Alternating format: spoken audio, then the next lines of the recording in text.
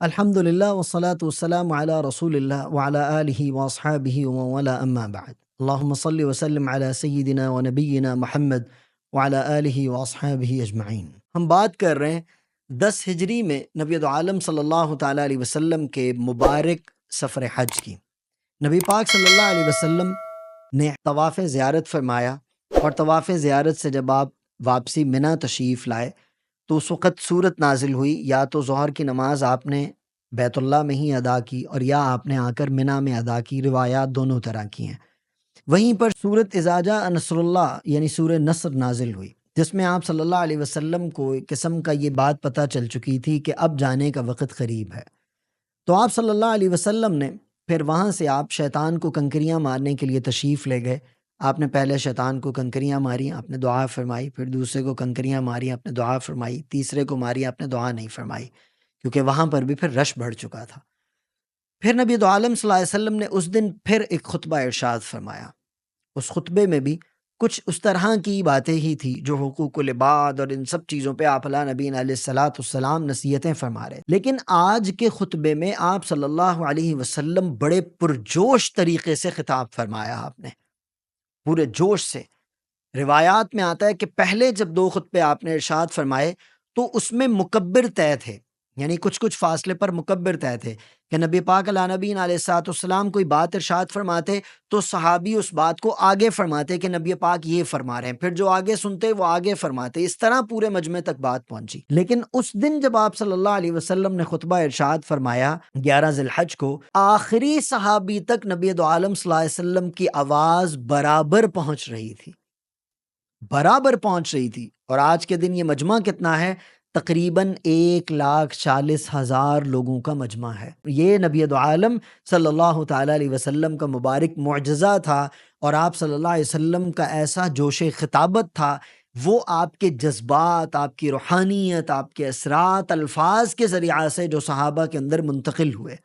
اور اس خطبے میں ایک نبی دو عالم صلی اللہ علیہ وسلم نے یہ بھی بات فرمائی تھی کہ آج تمہارے ساتھ میری اس جگہ پر آخری ملاقات ہے، شاید آج کے بعد تمہاری مجھ سے یہاں پر ملاقات نہ ہو۔ جو پوچھنا چاہتے ہو مجھ سے پوچھ لو، جو سوال کرنا چاہتے ہو مجھ سے سوال کرو، جو بات تم کہنا چاہتے ہو وہ مجھ سے کہو۔ تو پھر نبی دو عالم صلی اللہ تعالیٰ علیہ وسلم نے یہ خطبہ مکمل ارشاد فرمایا۔ پھر مزدلفہ میں آپ صلی اللہ علیہ وسلم نے عورتوں کو اجازت دی کہ جو جانا چاہتی ہیں وہ چلی جائیں۔ تو پھر حضرت ام حبیبہ رضی اللہ تعالیٰ عنہ، حضرت سودا بنت زمعہ رضی اللہ تعالیٰ عنہ، حضرت ام سلمہ رضی اللہ تعالیٰ عنہ اور حضرت اسماء بنت قیس اور بھی صحابیات رضی اللہ تعالیٰ عنہم وارضاہم یہ تشریف لے گئیں۔ اگلی صبح پھر کنکریاں مارنے کے لیے آنا ہوتا ہے، تو نبی دو عالم صلی اللہ علیہ وسلم نے بھی پھر کنکریاں ماری۔ آپ نے پہلے کو کنکری ماری، دعا کی، پھر دوسرے تیسرے آپ نے پھر سواری پر بیٹھ کے ہی کنکریاں ماری۔ اس کے بعد نبی دو عالم صلی اللہ تعالیٰ علیہ وسلم نے سب کو رخصت دی کہ جو جانا چاہتا ہے وہ چلا جائے، جو وہاں سے جانا چاہتا ہے وہ وہاں سے رخصت لے لے۔ اس کو نبی علیہ السلام نے رخصت دے دی اور جانے کا کہا۔ جو پیغام، جو چیز ان کے ذمے لگائی وہ ان سب صحابہ تک پہنچ چکی تھی۔ پھر آپ صلی اللہ علیہ وسلم نے 13 تاریخ کو بھی کنکریاں ماری سواری پر بیٹھ کے ہی۔ پھر آپ صلی اللہ علیہ وسلم خفیف سے بستی کنانہ تشریف لے گئے۔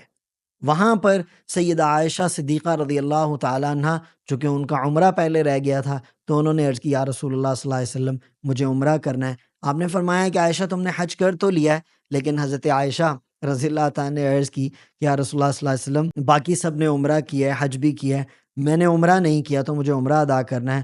تو حضرت نبی دو عالم صلی اللہ علیہ وسلم نے حضرت عبد الرحمن بن ابی بکر رضی اللہ تعالیٰ عنہ کو بلایا اور فرمایا کہ اپنی بہن عائشہ کو لے جاؤ، جو اب تنعیم ہے، مسجد عائشہ اب قریب ہے، یہ حضرت عائشہ رضی اللہ تعالیٰ عنہ کی برکت سے ہمیں میقات ملا ہے۔ حضرت عائشہ رضی اللہ تعالیٰ عنہ کو حضرت عبد الرحمن بن ابی بکر وہاں لے گئے، انہوں نے وہاں سے احرام باندھا اور پھر عمرہ کیا، اور پھر اس کے بعد وہ نبی دو عالم صلی اللہ علیہ وسلم کے ساتھ شریک ہو گئی۔ یہاں پر میں ایک بات کی عرض کرنا چاہوں گا، بعض لوگ یہ بات کرتے ہیں کہ مکہ مکرمہ میں رہنے والے کو مسجد عائشہ جا کر یا کسی بھی میقات پر جا کر احرام باندھنے کی ضرورت نہیں ہے عمرے کے لیے۔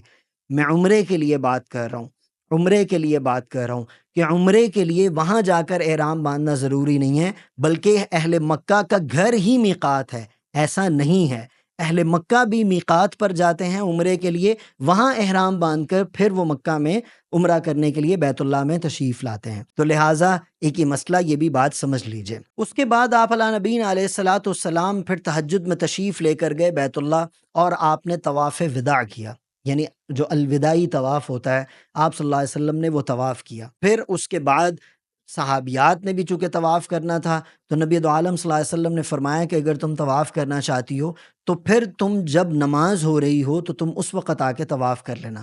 تو پھر نبی دو عالم صلی اللہ علیہ وسلم نے اس دن فجر کی نماز بھی وہیں بیت اللہ میں پڑھائی۔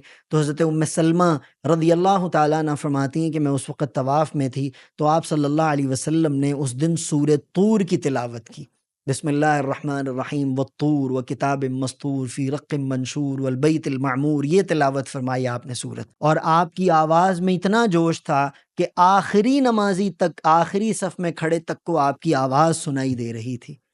یہ نبی دو عالم صلی اللہ تعالیٰ علیہ وسلم کا مبارک حج تھا۔ پھر آپ صلی اللہ علیہ وسلم نے واپسی سے پہلے آپ نے زمزم بھروایا، برکت کے لیے آپ نے زمزم ساتھ لیا، چلنے لگے تو حضرت صفیہ رضی اللہ تعالیٰ عنہ کو ایام کا تقاضا آ گیا اسی سفر کے دوران۔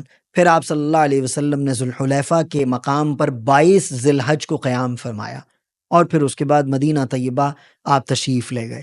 یہ ہے نبی دو عالم صلی اللہ تعالیٰ علیہ وسلم کا مبارک حج، جو جد و جہد سے بھرپور تھا، جو مجاہدے سے بھرپور تھا، جو اخلاقیات و عبادات سے بھرپور تھا، جو برکات اور رحمتوں سے زیادہ بھرپور تھا۔ اس لیے ہم بھی جب حج کریں، عشق میں ڈوب کر کریں اپنے اللہ اور اس کے حبیب کے، اور فقط اس کی رضا کے لیے کریں، فقط اس کی رضا کے لیے کریں، نہ مقصود دکھاوا ہو، نہ مقصود کوئی اور بات ہو، اور ہمیشہ حج کی تمنا لے کر رہیے۔ اور ایک بات یاد رکھیے، حدیث میں آتا ہے، نبی دو عالم صلی اللہ علیہ وسلم نے فرمایا کہ جو شخص حج کی استعداد رکھتا ہے، یعنی اللہ نے اس کو مال دے دیا اور اس کے پاس اب مال ہے، اس کے اوپر حج فرض ہو گیا، اگر وہ 5 سال تک حج نہیں کرتا تو وہ فاسق و فاجر اور منافقت میں چلا جاتا ہے۔ تو لہٰذا بچیے اس بات سے۔ اگر اللہ نے آپ کو استعداد دی ہے، طاقت دی ہے، دولت دی ہے، آپ کے اوپر حج لازم ہو چکا ہے، تو علماء مفتیان کرام سے مسائل پوچھئے، اور اپنے حج کے سفر کو، اس عاشقی کے سفر کو، اس رحمتوں سے بھرپور سفر کو خالص اللہ تعالیٰ کی رضا کے لیے کیجئے، اور طریقہ اپنائیے جناب سرور دو عالم، محبوب دو عالم حضرت محمد کریم صلی اللہ علیہ وسلم کا، اور حج مبرور کیجئے۔ اور پھر جب حج سے واپس لوٹئے تو ایسے لوٹئے کہ جیسے آپ کی ماؤں نے آپ کو ابھی جنا ہے۔ فرمایا کہ حج مبرور کرو، اور حج مبرور کیا ہے؟ حج مبرور وہ ہے کہ جس میں کوئی گناہ نہ ہو، جو اللہ کی رضا کے لیے ہو، جس میں کسی کے ساتھ ظلم و زیادتی نہ ہو، جس میں کوئی تعدی نہ ہو، کوئی فسق و فجور نہ ہو، کوئی ایسا کام نہ ہو جو اللہ کو ناراض کرنے والا ہے، اور خالص اللہ کی رضا کے لیے ہو، وہ حج مبرور ہوتا ہے۔ اس کا بدل جنت ہے۔ خود نبی پاک نے فرمایا اس کا بدل اس سے بہتر کیا ہے کہ جب حاجی حج کر کے واپس آتا ہے تو نبی پاک علیہ السلام نے فرمایا کہ ایسے جیسے اس کی ماں نے اس کو ابھی جنا ہے۔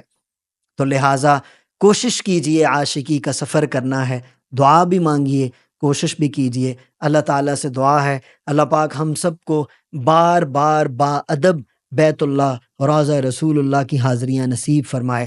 اقول قولی ھذا استغفر اللہ لی ولکم ولسائر المسلمین۔